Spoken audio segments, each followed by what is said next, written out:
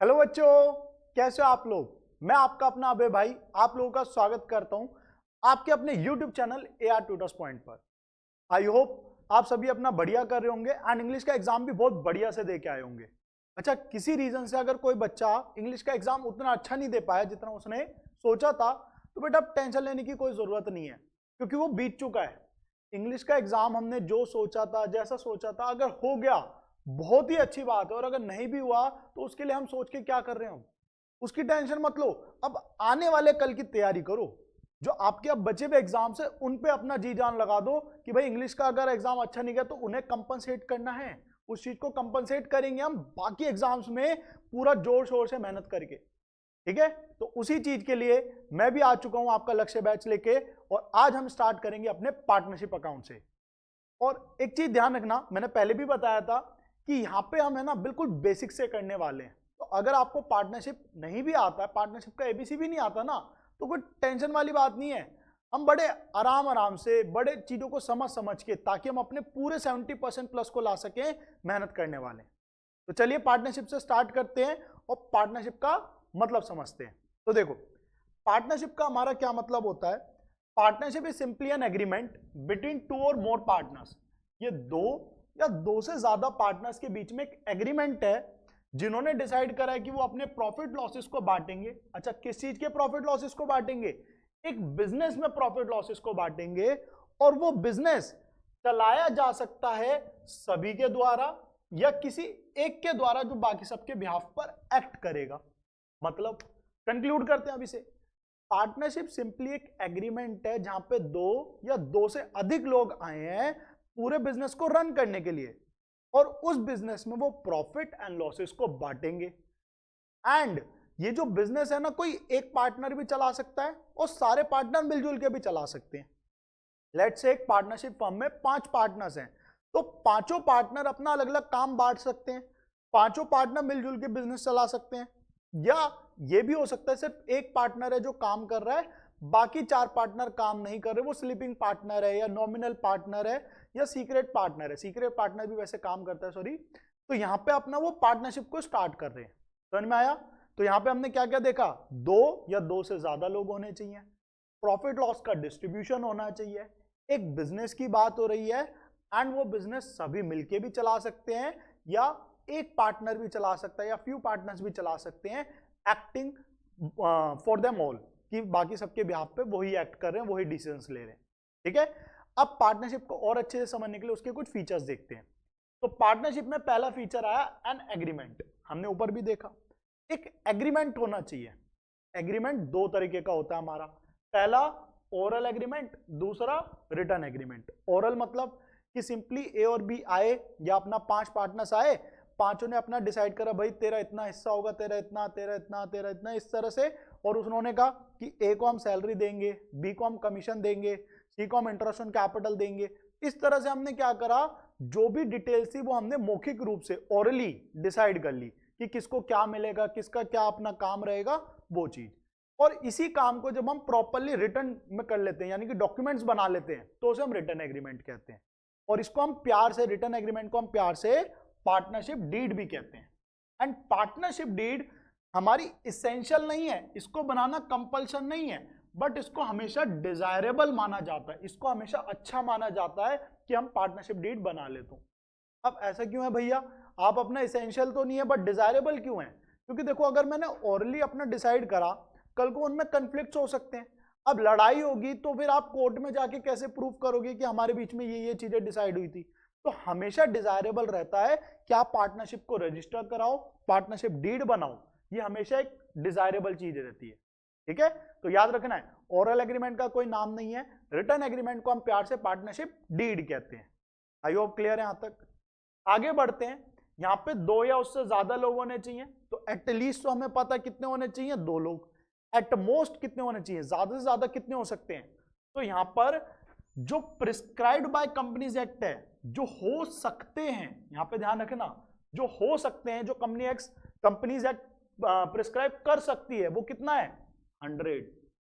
यानी कि company act के पास अथॉरिटी है कि वो पार्टनरशिप 100 पार्टनर्स तक अलाउ कर दे। But right now companies act ने अलाउ कर रखे हैं केवल 50। तो अगर आपसे क्वेश्चन पूछा जाए कि मैक्सिमम पार्टनर कितने हैं तो आप बोलोगे 50। लेकिन कंपनीज एक्ट के पास अथॉरिटी उस लिमिट को बढ़ा के कहां तक करने की है, तो वो है 100। ये चीज ध्यान रखना, 1 मार्कर यहां कंफ्यूज करने के लिए आता है कई बार। आगे बढ़ते हैं अगले फीचर पर।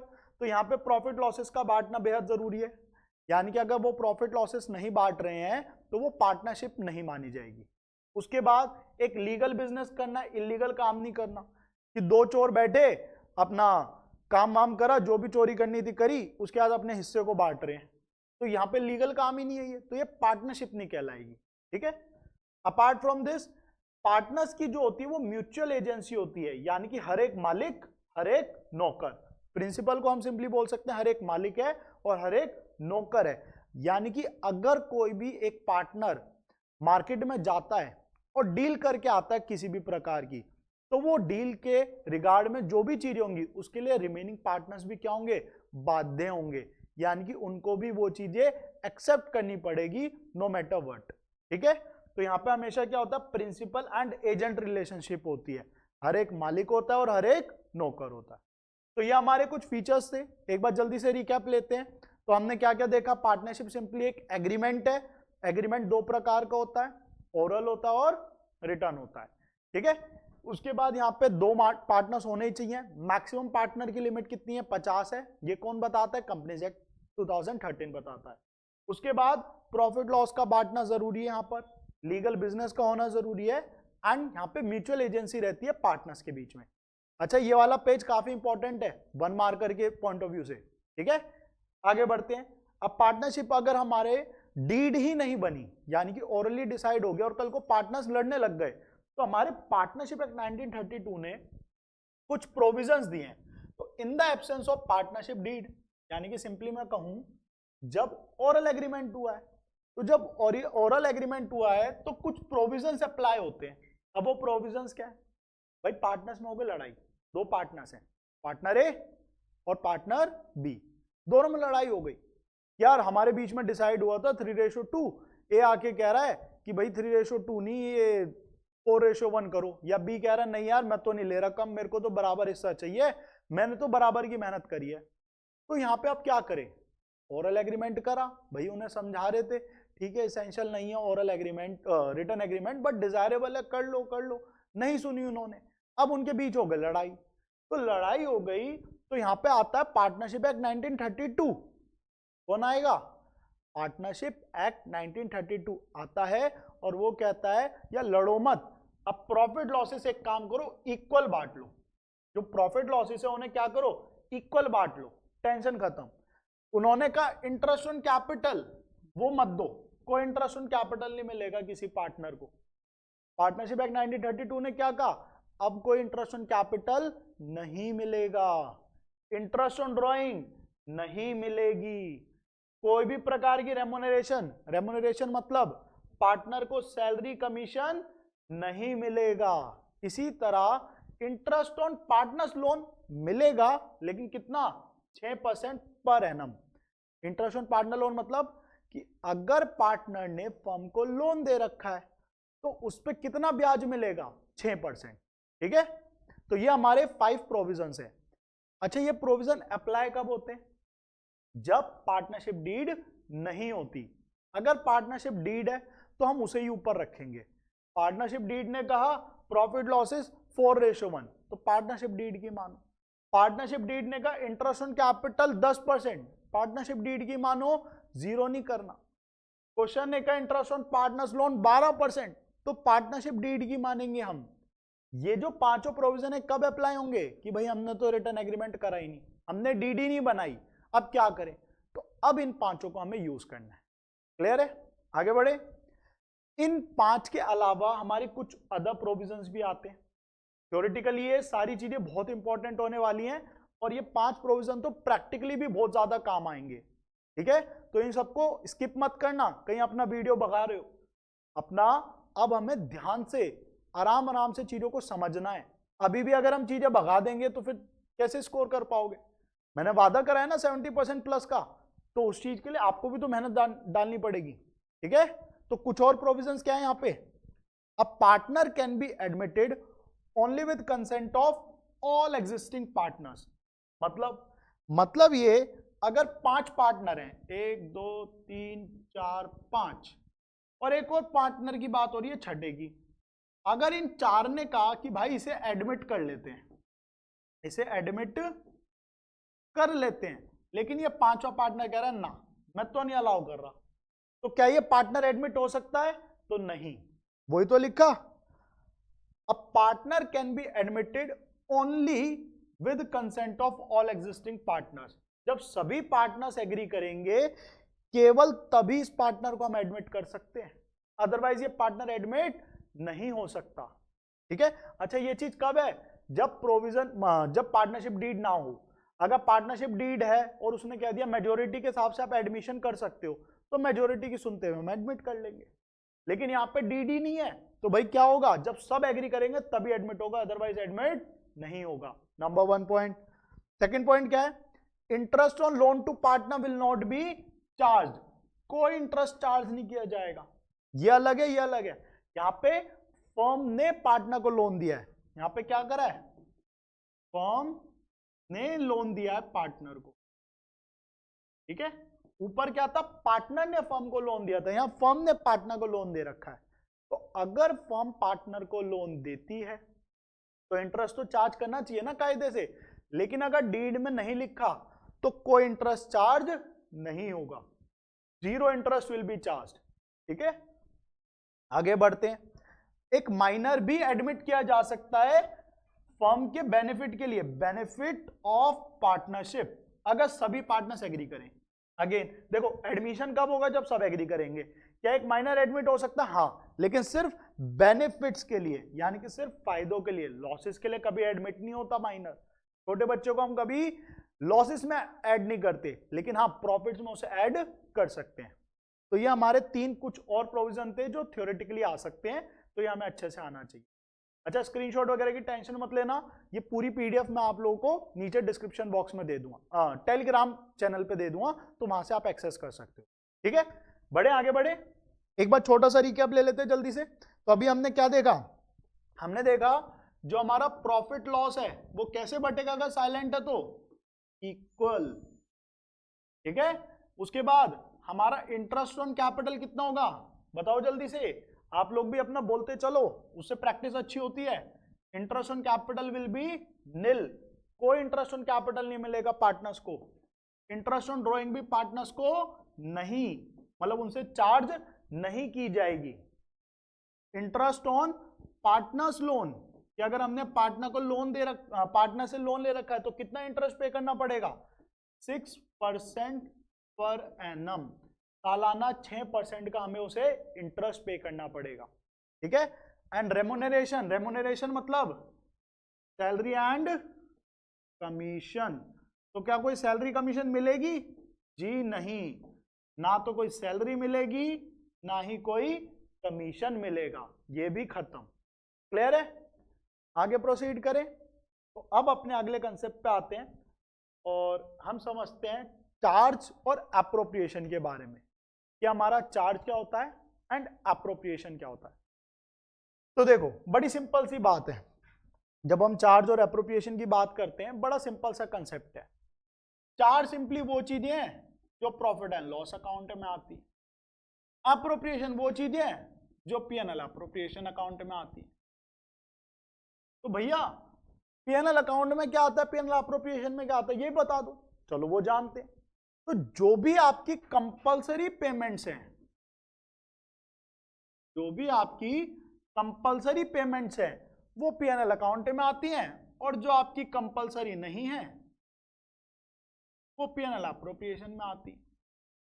थोड़ा सा और इलैबोरेट कर दो प्लीज। चलो करते हैं। These are paid even case of losses, and these are paid only in case of profit.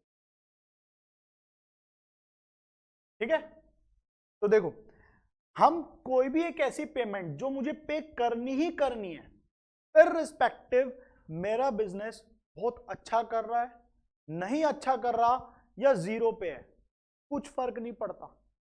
जैसे कि मैंने अगर एक फैक्ट्री रेंट पे ले रखी है तो मुझे रेंट पे करना पड़ेगा ना। वो फैक्ट्री में अपना दिन रात चलाऊं या फिर उस फैक्ट्री को मैं बंद करके ताला लगा के रखूं, मुझे उसका रेंट पे करना ही पड़ेगा।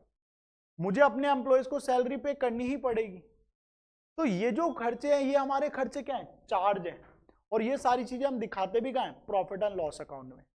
लेकिन अगर मेरा बिजनेस अच्छा नहीं कर रहा, मेरा बिजनेस उतना अच्छा परफॉर्म नहीं कर पा रहा, तो फिर मैं पार्टनर को सैलरी थोड़ी दूंगा, तो मैं पार्टनर को कमीशन थोड़ी दूंगा, पार्टनर को इंटरेस्ट ऑन कैपिटल थोड़ी दूंगा।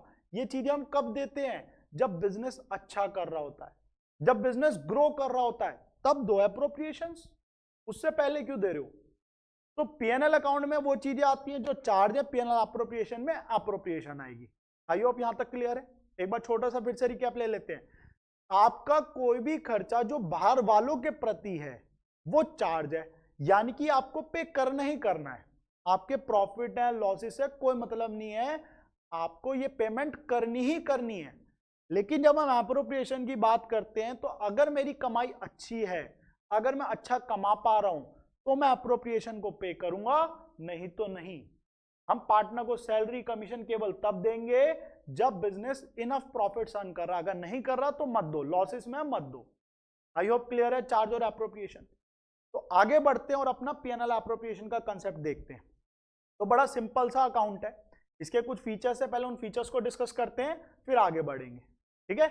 तो पहला, profit and loss appropriation account जो होता है वो हमारा एक्सटेंशन है पीएनएल अकाउंट की। यानी कि जब हम पीएनएल अकाउंट बनाते हैं, उसके बाद हम क्या बनाते हैं? Profit and loss appropriation account. ठीक है। देन ये भी एक नॉमिनल अकाउंट है, पीएनएल अकाउंट भी नॉमिनल था, आप पढ़ के आए हो। नॉमिनल मतलब खर्चे और कमाई का अकाउंट। तो यहां पे भी खर्चे आते हैं और यहां पे भी कमाई आती है। Debit all expense and losses, credit all income and gain. उसके बाद जब आप पीएनएल एप्रोप्रिएशन बनाते हो ना, चलो पहले इसी को समझ लेते हैं, फिर ये जो बचे हुए 2 पॉइंट है इनको देखेंगे। तो देखो, हमारा जब ट्रेडिंग बनता है तो ट्रेडिंग अकाउंट से क्या निकलता है? Gross profit. उसके बाद हम क्या करते हैं? उसके बाद हम बनाते हैं पीएनएल अकाउंट, जिससे निकलता है नेट प्रॉफिट। और इसके बाद बनाएंगे हम पीएनएल एप्रोप्रिएशन। तो भाई पीएनएल की शुरुआत हुई थी ग्रॉस प्रॉफिट से, अब नेट प्रॉफिट से किसकी शुरुआत होगी? पीएनएल एप्रोप्रिएशन की। तो आप देखो, प्रॉफिट एंड लॉस एप्रोप्रिएशन में सबसे पहली चीज मैंने क्या लिखी? नेट प्रॉफिट को लिखा कि भाई मेरा प्रॉफिट इतना है। उसके बाद मैं अपने पार्टनर्स को तरह तरह की पेमेंट करूंगा। जैसे मैं पार्टनर को इंटरेस्ट ऑन कैपिटल दूंगा, मैं पार्टनर को सैलरी दूंगा, कमीशन दूंगा, और पार्टनर से firm interest on drawing charge करेगी। अच्छा ध्यान देना, फर्म जब पार्टनर को सैलरी दे रही है, इंटरेस्ट ऑन कैपिटल दे रही है, कमीशन दे रही है, तो फर्म के लिए चीजें क्या हैं? ये तीनों चीजें क्या हैं फर्म के लिए? एक्सपेंस है, खर्चा है, इसलिए हमने इन्हें क्या करा? डेबिट। अच्छा, फर्म जब इन लोगों से इंटरेस्ट चार्ज करेगी, इंटरेस्ट ऑन ड्राइंग चार्ज करेगी कि भैया तुमने ड्राइंग्स करी थी उस पर ब्याज दो, तो फर्म के लिए चीजें क्या है? इनकम की तरह है। तो ये फर्म ने क्या कर दिया? क्रेडिट कर दिया पीएनएल एप्रोप्रिएशन में जाके। ठीक है। अच्छा, मैंने कमाए थे 1 लाख रुपए, पार्टनर्स को तरह तरह की पेमेंट करने में और इंटरेस्ट ऑन ड्राइंग में, ये सब कुछ एडजस्ट करके ना मेरे 70,000 रुपए लग गए। अब मेरे पास बचे 30,000, 30,000 रुपए। तो फर्म उस 30,000 में से कुछ पैसा बचा भी तो सकती है। तो अगर फर्म ने कुछ पैसा बचा लिया, उसे हम क्या नाम देंगे? रिजर्व्स। ठीक है। यानी कि जब पीएनएल अकाउंट बना, वहां से जो प्रॉफिट आया, उसके बाद मैंने पार्टनर्स को तरह तरह की पेमेंट्स कर दी। उसके बाद अगर कुछ पैसा बचता है तो उसे हम ट्रांसफर करते हैं रिजर्व्स में।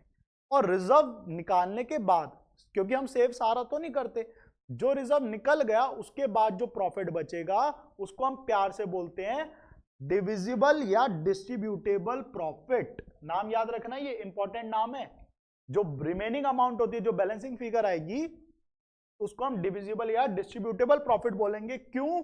क्योंकि ये प्रॉफिट डिवाइड हो जाएगा, डिस्ट्रीब्यूट हो जाएगा इन बिटवीन पार्टनर्स, पार्टनर्स में बढ़ जाएगा। तो वही लिखा हमने पार्टनर्स में बांटने के लिए, to profit transfer to capital या करंट अकाउंट। भैया ये कैपिटल और करंट क्या है, अभी हम आगे समझ जाएंगे जब हम कैपिटल अकाउंट का डिफरेंट टाइप समझेंगे, ठीक है। आई होप यहां तक क्लियर है। अच्छा, इसमें अब 2 पॉइंट बचे तो उनको भी समझ लेते हैं। तो देखो, अगर मैं जब ये पीएनएल एप्रोप्रिएशन बना रहा था और मुझे पता चलता है यार मैं तो अपना रेंट लेना ही भूल गया, मैंने जो प्रॉफिट निकाला ना इस प्रॉफिट के अंदर रेंट लेना ही भूल गया, तो अब मैं रेंट यहां थोड़ी लिख दूंगा, क्योंकि रेंट क्या है, एक चार्ज है, तो वो तो पीएनएल अकाउंट में ही आएगा। तो क्या सर हमें फिर से वापस से पीएनएल अकाउंट बनाना पड़ेगा? नहीं नहीं, पीएनएल अकाउंट नहीं बनाना। अरे अगर तुम कोई चार्ज को लेना भूल गए तो आप उसे यहीं पे दिखा दो कि मेरा 1 लाख का प्रॉफिट है, 10,000 का चार्ज है, तो बाहर अब मेरा प्रॉफिट कितना आ जाएगा, 90,000 रुपए। 1 लाख के प्रॉफिट में से मैंने 10,000 का रेंट हटा दिया, चार्ज को मैंने माइनस कर दिया और नेट अमाउंट अब मेरी कितनी आ गई, 90,000 आ गई। तो हमने क्या लिखा, सबसे पहले हम चार्ज को ट्रीट करते हैं अगर, इफ मतलब अगर उनको अभी तक ट्रीट नहीं करा गया है।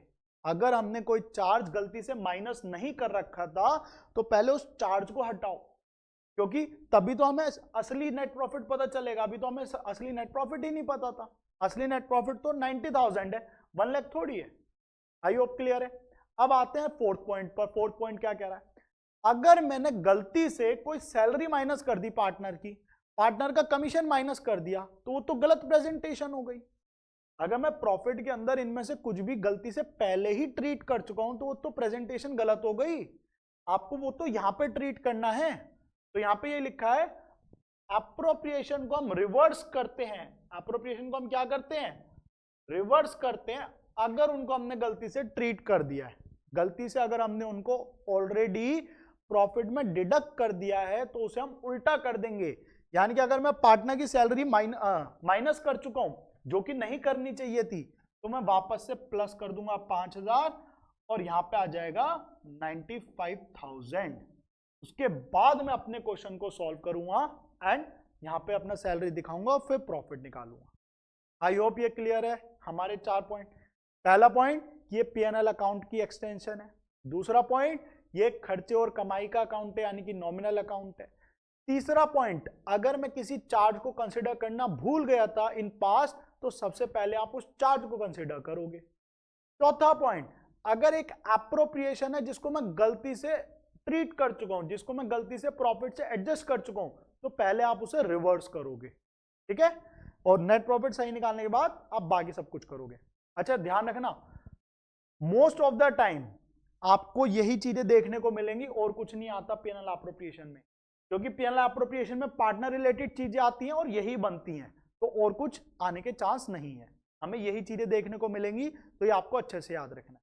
आगे बढ़े, अब कैपिटल अकाउंट का कंसेप्ट सीखते हैं, ठीक है। तो देखो भाई, हमारा जो कैपिटल अकाउंट है वो हम 2 तरह से बना सकते हैं। हम या तो फिक्स मेथड यूज कर सकते हैं या फ्लक्चुएटिंग मेथड यूज कर सकते हैं। अब जब हम फ्लक्चुएटिंग मेथड को यूज करते हैं तो यहां पे हमारा एक अकाउंट बनता है जिसको हम नाम देते हैं कैपिटल अकाउंट। फिक्स मेथड में हमारे 2 अकाउंट बनेंगे, कैपिटल एंड करंट, उसको अभी हम थोड़ी देर में सीखेंगे। तो पहले इसको सीखते हैं। बड़ा सिंपल सा कंसेप्ट है।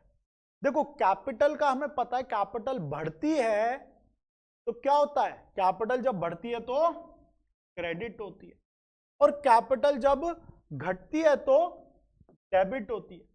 बढ़ने पर क्रेडिट, घटने पर डेबिट। तो देखो मैंने क्या करा, बड़े सिंपल सी चीज, सबसे पहले तो बैलेंस ब्रॉट डाउन लिख दिया।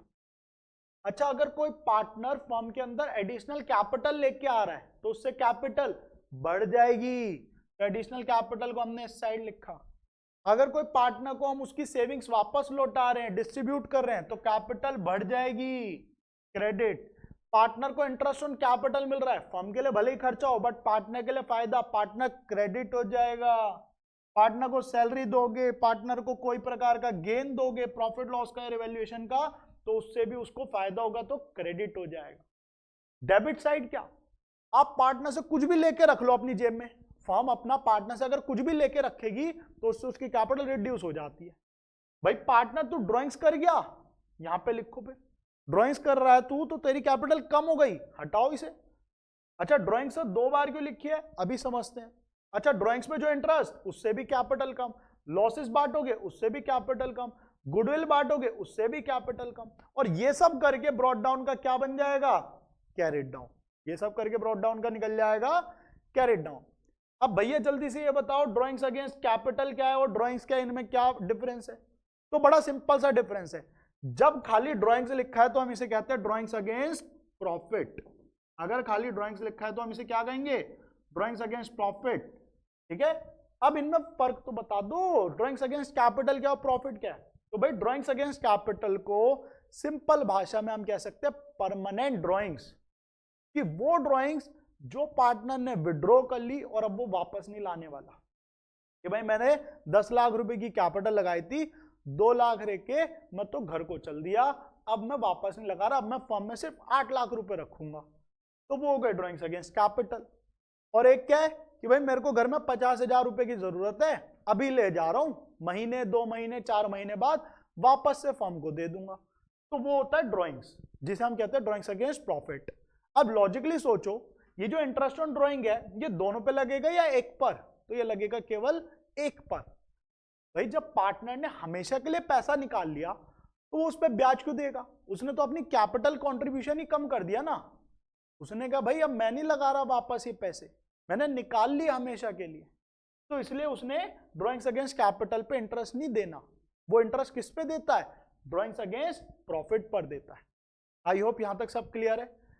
फ्लक्चुएटिंग में आपको समझ आ गया। अच्छा इसका नाम फ्लक्चुएटिंग क्यों है, क्योंकि यहाँ पे कैपिटल फ्लक्चुएट कर रही है बार बार, कभी कम कभी ज्यादा हो रही है, तो इसलिए हमने इसको नाम क्या दिया, फ्लक्चुएटिंग कैपिटल अकाउंट। ठीक है, अब आते हैं फिक्स्ड कैपिटल ऑफ पार्टनर्स पर, जिसमें हम 2 अकाउंट सीखेंगे, capital account and current account. अब ये क्या है, तो ये भी बड़ा सिंपल है। जब हम फिक्स मेथड की बात करते हैं, फिक्स मेथड में कैपिटल अकाउंट की बात करते हैं, तो कैपिटल अकाउंट में apart from brought down and carried down हमारी केवल 2 चीजें आती हैं, 2 से ऊपर तीसरी चीज नहीं आएगी। वो 2 चीजें क्या है, पहला एडिशनल कैपिटल और दूसरा ड्राइंग्स अगेंस्ट कैपिटल, यानी कि परमानेंट ड्राइंग्स। तो आपको बस ये 2 चीजें याद रखनी है कि जब हम फिक्स मेथड फॉलो करते हैं और उसके अंदर कैपिटल अकाउंट बनाते हैं तो हम केवल 2 चीजें लिखेंगे, पहला एडिशनल कैपिटल और दूसरा ड्राइंग्स अगेंस्ट कैपिटल। ठीक है, यहां पे केवल ये 2 चीजें आएंगी, और इसलिए इसको फिक्स कहते हैं क्योंकि जनरली ये चीजें होती नहीं है फ्रीक्वेंटली, तो नॉर्मली हमारी कैपिटल फिक्स रहती है, उसमें फ्लक्चुएशन नहीं आती, उसमें छोटी छोटी चीजें की प्रॉफिट से लॉस से फ्लक्चुएशन नहीं आ रही बार बार। ठीक है, तो वो चीजें कहां गई भैया, ये जो हमने सैलरी दी कमीशन दिया ये कहां है, तो ये सारी चीजें बची हुई कहां जाती हैं, करंट अकाउंट। और यहां पे कैपिटल का अलग बैलेंस होता है और करंट का अलग बैलेंस होता है। ठीक है, तो यहां पे देखो बची हुई जो चीजें हैं वो सब यहां आ गई, मैंने फ्लक्चुएटिंग मेथड से 2 चीजों को हटाया, कैपिटल अकाउंट में रख दिया, और बची हुई सारी चीजों को मैंने करंट में रख दिया। जैसे देखो general reserve, interest on capital, salary, revaluation का गेन या प्रॉफिट लॉस का प्रॉफिट। इसी तरह यहां पर ड्राइंग्स, ये कौन सी वाली, अगेंस्ट प्रॉफिट, उस पर इंटरेस्ट, प्रॉफिट लॉस का लॉस, गुडविल, ये सब चीजें। समझ में आया। तो अगर हम फ्लक्चुएटिंग मेथड फॉलो करते हैं तो सब कुछ सारा कुछ एक जगह आएगा कैपिटल अकाउंट में। अगर आप फिक्स मेथड फॉलो करते हो तो कैपिटल अकाउंट में अलग, करंट में अलग। कैपिटल में केवल 2 चीजें, कौन सी 2 चीजें, एडिशनल कैपिटल और ड्राइंग्स अगेंस्ट कैपिटल, और बची हुई सारी चीजें कहां पर, करंट अकाउंट में। ठीक है, आगे बढ़े, आगे बढ़ते हैं। अब हम समझते हैं हम इसी से रिलेटेड कुछ जरूरी कंसेप्ट को। तो देखो ये वाला आपके 1 मार्कर आ सकते हैं, ये अच्छे से समझना, ध्यान से सुनना है 1 मार्कर के लिए। अगर हम फिक्स मेथड की बात करते हैं और उसके अंदर हम कैपिटल अकाउंट की बात कर रहे हैं, तो कैपिटल अकाउंट का क्रेडिट बैलेंस होगा या नील बैलेंस होगा। क्रेडिट मतलब पॉजिटिव या 0। ऐसा क्यों, इसका नेगेटिव नहीं हो सकता क्या भैया, नेगेटिव कैसे होगा, अरे मैंने बिजनेस में 10 लाख रुपए लगाए, मैं 15 लाख रुपए लेके घर कैसे चला जाऊंगा, अलाउ करेंगे मुझे बाकी पार्टनर, बताओ, कोई अलाउ नहीं करेगा। आप एक बिजनेस में 10 लाख रुपए लगा रहे हो 15 लाख लेके कि भैया मैं तो चल दिया घर, ऐसा कौन करने देता है? कोई नहीं करने देगा भाई। तो फिक्स मेथड में कैपिटल अकाउंट का या तो पॉजिटिव बैलेंस होगा या जीरो। भैया कैसी बात कर रहे हो, जीरो बैलेंस कैसे हो जाएगा? मतलब कोई बंदा कैपिटल नहीं ला रहा, आप उसे बिजनेस में ले रहे हो? भाई क्यों नहीं होता? नॉमिनल पार्टनर क्या कोई पैसा लगाता है? वो फिर भी पार्टनर की तरह एक्ट करता है, करता है नहीं करता है? तो यहां पे पॉसिबल है कि जीरो बैलेंस है, there might be chances, usually ऐसा होता नहीं है बट देयर आर चांसेस कि कैपिटल जीरो है। लेकिन पॉजिटिव या जीरो के अलावा तीसरा चांस नहीं है, नेगेटिव का चांस नहीं है। किसमें? फिक्स मेथड के कैपिटल अकाउंट। ठीक है, अच्छा फिक्स मेथड के करंट अकाउंट में क्या ये चांस है? हाँ जी चांस है कि आपका पॉजिटिव भी हो सकता है, नेगेटिव भी हो सकता है या जीरो हो सकता है, तीनों में से कुछ भी हो सकता है। अगर मेरी फर्म ने लॉसेस अर्न ज्यादा ही कर लिए तो करंट नेगेटिव चला जाएगा। फर्म अगर घाटे में जाए जा रही है साल दर साल तो मेरा लॉसेस क्या होंगे? बढ़ते जाएंगे, तो नेगेटिव बैलेंस हो जाएगा। इसी तरह फ्लक्चुएटिंग मेथड में सारी चीजें क्योंकि एक जगह आती हैं, तो पार्टनर ने विड्रॉ नहीं करा बट बिकॉज ऑफ लॉसेस उसका कैपिटल अकाउंट का पॉजिटिव बैलेंस या नेगेटिव बैलेंस भी हो सकता है एंड जीरो भी हो सकता है। आई होप क्लियर है। तो यहां पे आपका 1 मार्कर आता है कि बताओ भाई करंट अकाउंट का हमेशा पॉजिटिव बैलेंस होगा। गलत, फॉल्स है, ये गलत हो गया।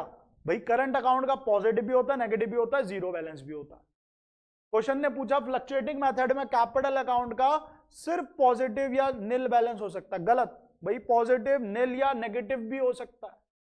ठीक है, अच्छा क्वेश्चन ने कहा in fluctuating capital account method in fluctuating method capital account में हैव नेगेटिव बैलेंस। हाँ जी सही है, it may have negative balance, उसका नेगेटिव बैलेंस हो सकता है, होगा ही होगा, गलत, हो सकता है।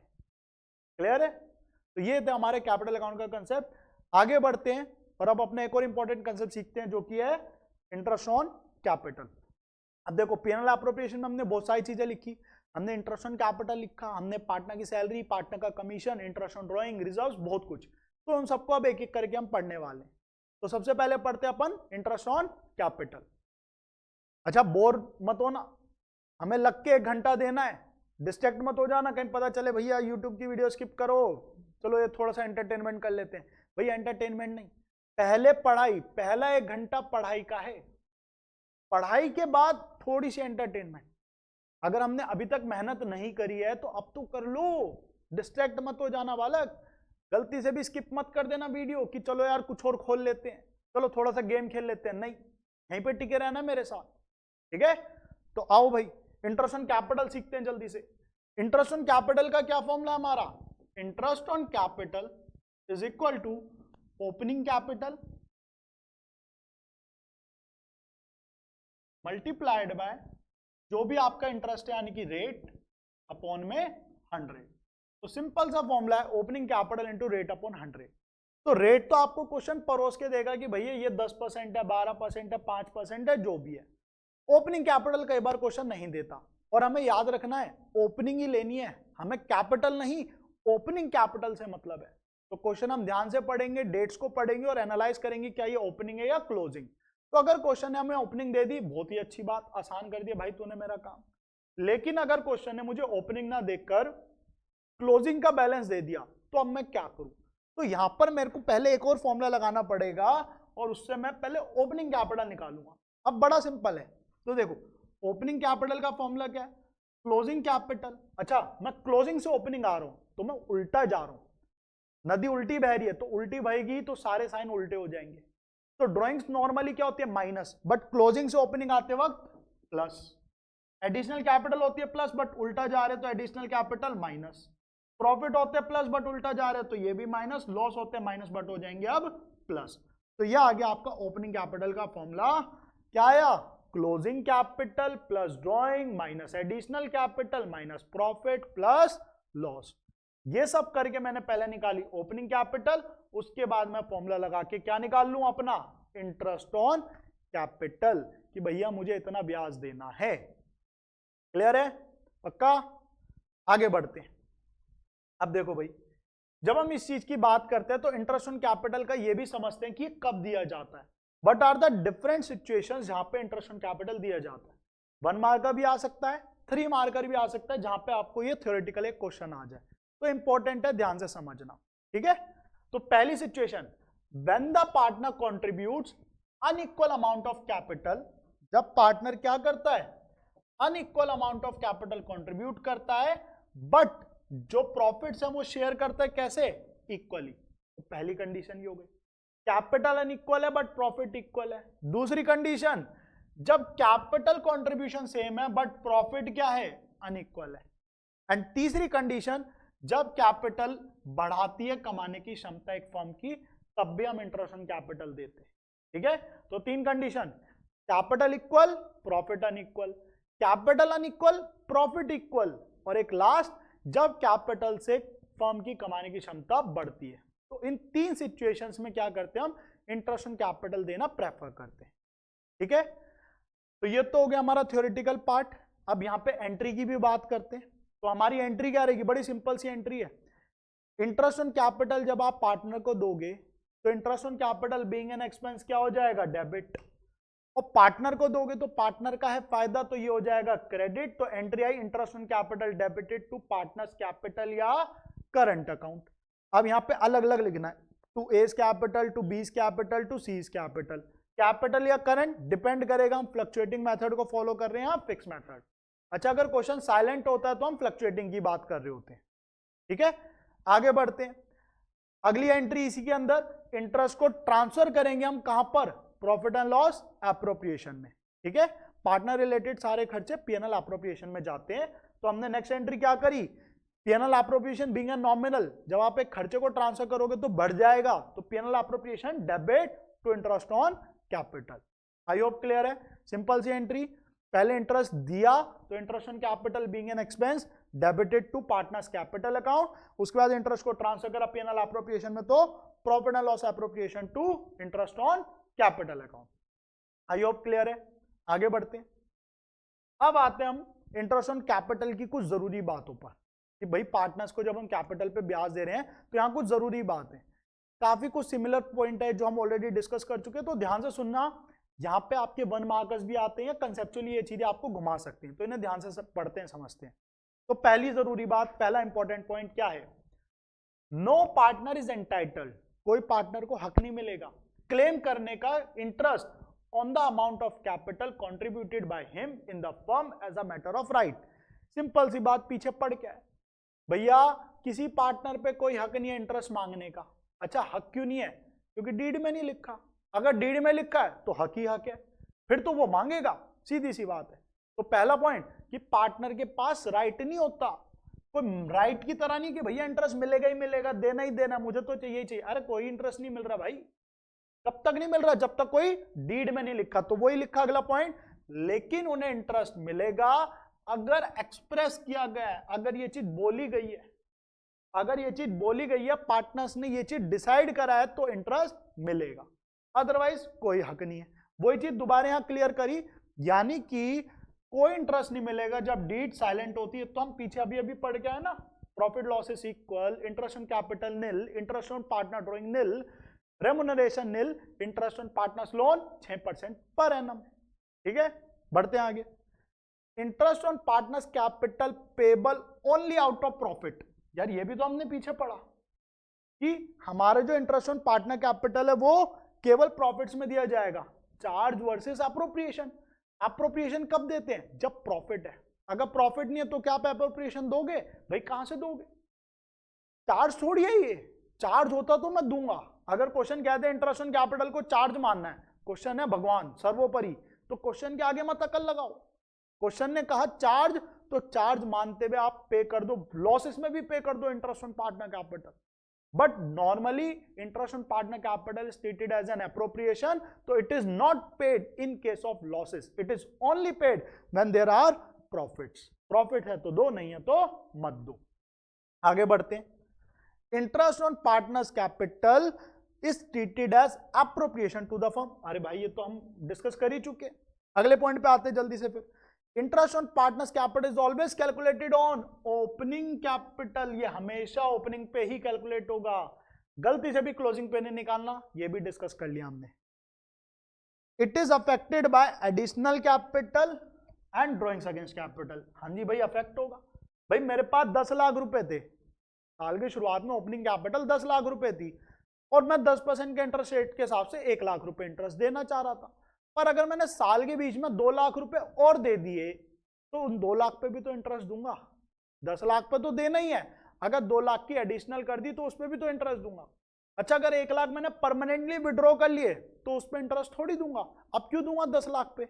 मैं तो कहूंगा भाई तूने ये 6 महीने पहले विड्रॉ कर लिए थे 1 लाख, तो पहले 6 महीने 10 लाख पे इंटरेस्ट, बचे हुए 6 महीने 9 लाख रुपए पे इंटरेस्ट। तो यानी कि इंटरेस्ट ऑन कैपिटल अफेक्ट होता है एडिशनल कैपिटल से एंड ड्रॉइंग्स अगेंस्ट कैपिटल से, लेकिन इस पे कोई फर्क नहीं पड़ेगा। It is not affected by drawings against profit. Profit से इंटरेस्ट ऑन कैपिटल पे कोई फर्क नहीं पड़ता, ड्रॉइंग्स अगेंस्ट प्रॉफिट से इंटरेस्ट ऑन कैपिटल पे फर्क नहीं पड़ता है। आई होप यहां तक क्लियर है, ठीक है आगे बढ़ते हैं। अच्छा ये जो अलग अलग चीजें लिखे ना, इन सब चीजों से रिलेटेड मैं एक ना एक क्वेश्चन जरूर दूंगा, तो जब आप क्वेश्चन प्रैक्टिस करोगे कहीं पे भी अटकते हो कुछ भी है तो टेलीग्राम ग्रुप पे आप अपने डाउट्स ले सकते हो, ठीक है, तो घबराने की कोई जरूरत नहीं है।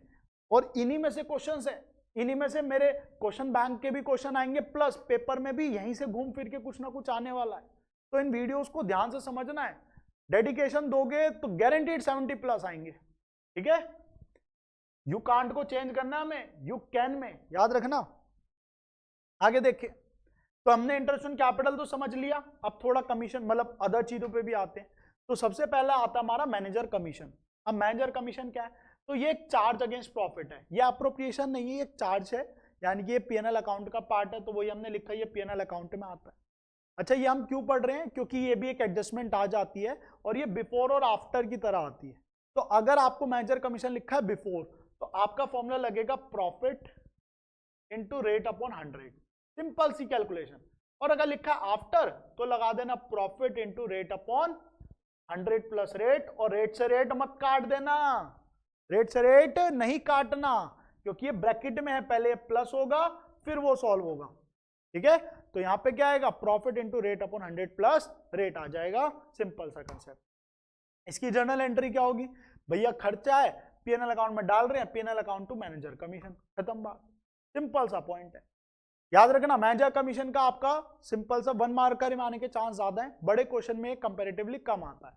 तो यहाँ पे हमने सिंपली क्या करना है, प्रॉफिट इंटू रेट अपॉन 100, अगर स्टेटमेंट में बिफोर वर्ड लिखा है और अगर स्टेटमेंट में आफ्टर वर्ड लिखा है तो profit into rate upon 100 plus rate, clear है।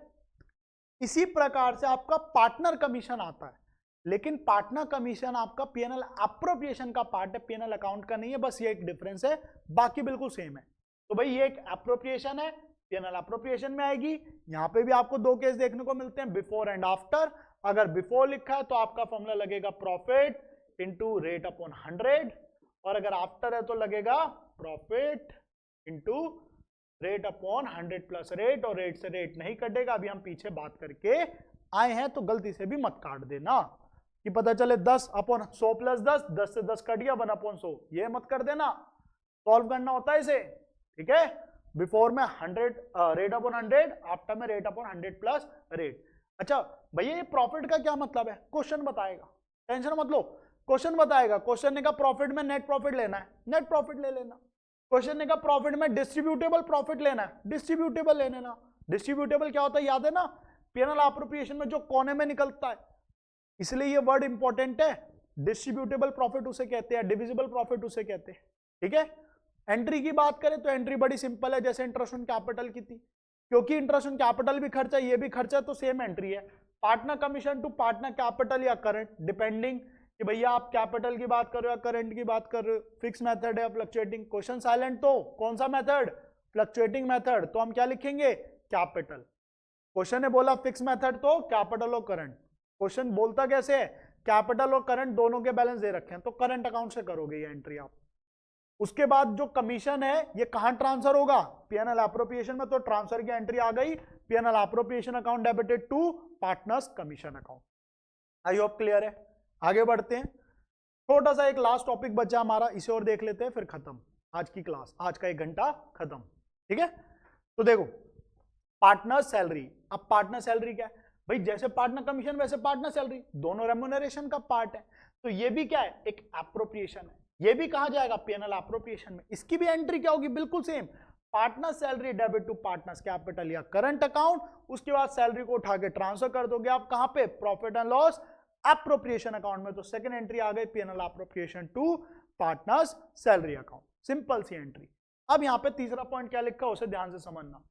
जब हम पार्टनर सैलरी की बात करते हैं तो हमें सैलरी पूरे पीरियड की लेनी है। भैया इसका क्या मतलब है, पूरे पीरियड की मतलब समझना। क्वेश्चन ने कहा सैलरी हमारी 2000 रुपए पर मंथ, क्वेश्चन ने क्या कहा 2000 रुपए पर मंथ, तो कितनी हो गई पीरियड की सैलरी, 2000 इंटू 12 24,000 रुपए।